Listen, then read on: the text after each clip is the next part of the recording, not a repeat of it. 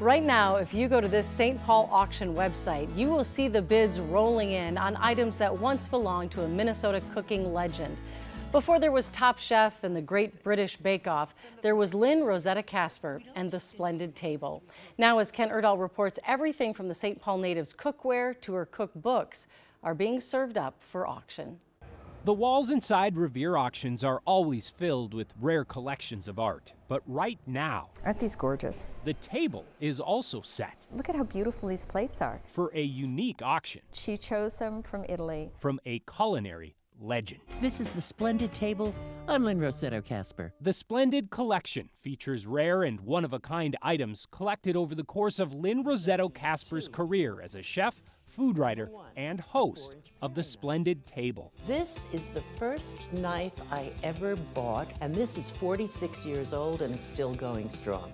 Not only does the collection include that knife and other tools Lynn used to educate and inspire countless home cooks, it also offers a glimpse into her friendships. Hello, I'm Julia Child. With the biggest chefs in the world. Visiting from St. Paul, Minnesota, a wonderful writer and teacher of food, Lynn Rosetta Casper.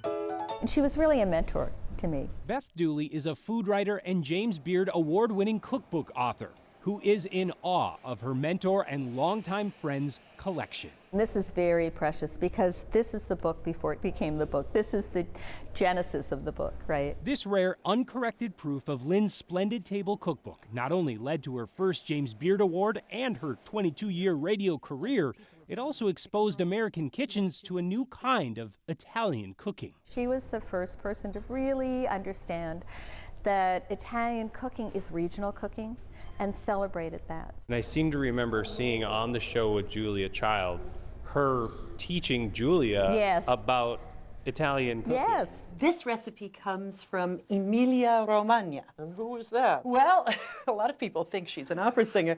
This is a region of northern Italy. Lynn really introduced us, America, to the differences in olive oil. Same thing with vinegars. This is used on finished dishes.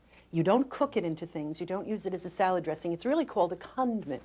That's lovely. Lynn's love for the culinary world is also reflected in her cookware. And you can see the hand hammering coming out in it. She found this irresistible, and I think other people are going to be really excited about it too. Revere Auctions' Sean Blanchette says Lynn's own excitement can be seen in her collection of thousands of hand-notated cookbooks and throughout boxes of her personal archives. A lifetime of work and research on cooking and cooks. And if you're wondering why Lynn has decided to part with so much history while hers is still being written, he says the reason she gave is simple. She's in a period of thinking more about her legacy and downsizing, and so she's really eager to see these items actually pass back out into the world and then see other people enjoy them and tell their own story with them and explore them and food in general. That's something Beth Isn't that beautiful? and countless others will gladly do. I don't think there's a cook who's walking on this earth right now in the U.S. that wasn't touched somehow by Lynn's work.